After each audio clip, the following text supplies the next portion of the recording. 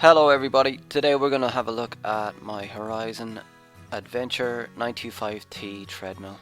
This stopped working when I was running on it the other night and it won't start now. So what you'll see is when I click manual and enter to lock in the program and hit start, it counts 3, 2, 1, but nothing happens. The belt just doesn't move at all. So just try it one more time. If you hit stop, then hit manual, enter, start again, it counts down 3, 2 and 1, but the belt just doesn't move. And that's what we're going to have a look at today.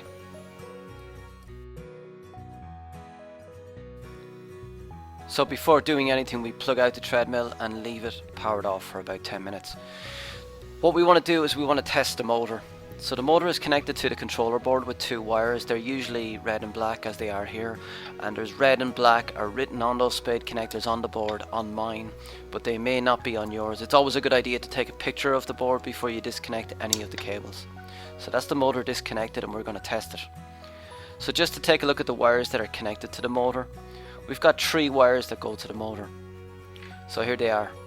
So the yellow green is the one on the left here, so that is for safety, and the 2 that we're going to be dealing with here to try and test the motor are the red and black. We can ignore the yellow green for the moment and we need to use the red and the black to connect to our battery to test to see if the motor is actually turning. To test the motor, we need to hook it up to a car battery or any other battery. We connect the black cable from the motor to the negative terminal of the battery and the red cable to the positive terminal of the battery. As you can see here, we have it hooked up, but the motor is not turning. So that means that there is an issue with the motor itself. So we can completely ignore the electronic side of it.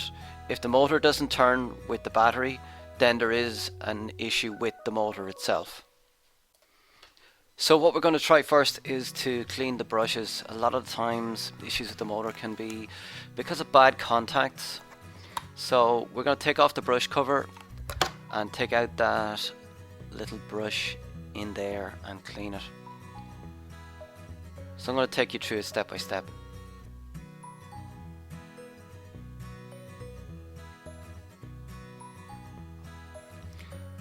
Okay, so the first step is we need to take off that silver clip in there that holds down a spring which sits on top of the motor, and it allows the brush to sort of bounce up and down as the rotor moves. So the way you do this, I'm going to do it with the tweezers to show you, is you dig it in underneath there and push it out, and that releases the clip. So we're going to do the same on the other side, so push it in, down and back out,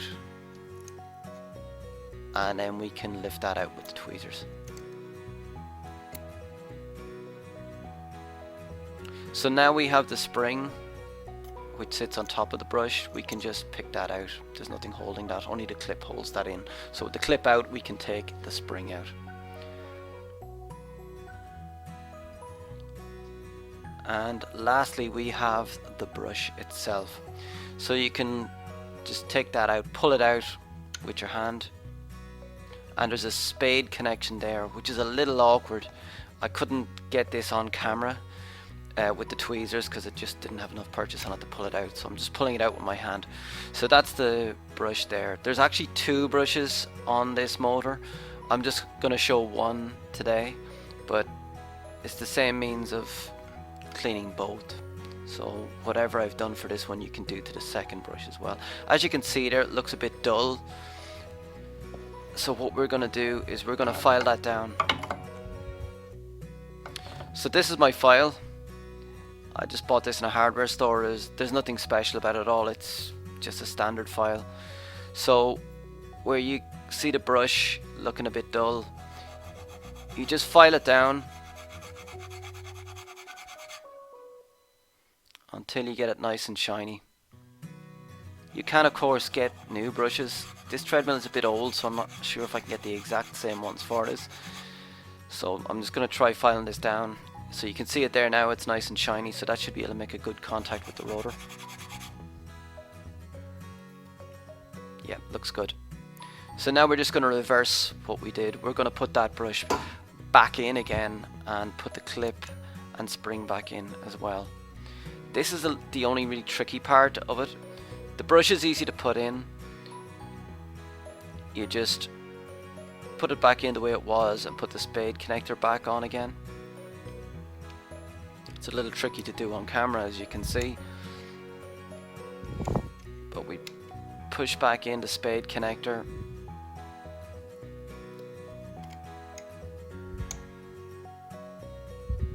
Okay, as you can see, it is a little awkward. So press it down and just press it again just to make sure it's good. Then press down the brush to make sure it's making good contact with the rotor.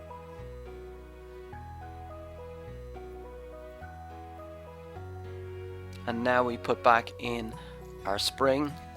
We just sit that in there, just put it back in position and leave it sit there, and then we put the clip back on top to hold that in place.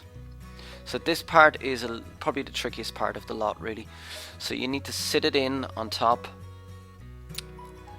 and push it down and then in. Okay, I couldn't do this with the tweezers to see it. Like the first part I had to do it with my hand, but the second part I can do with the tweezers to get you a better view of it. So that's one side in. So we're going to use the tweezers to push down on the clip and in. And when it's in position, just tap it on the left side just to make sure that it's securely in place. And that's it. So that's back in position. So we're going to try start the motor again with the battery. And as you can see, we now have the motor spinning again.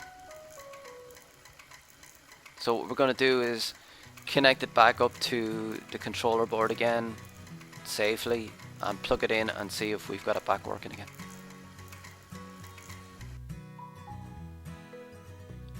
And what we find is that when we do that, it works.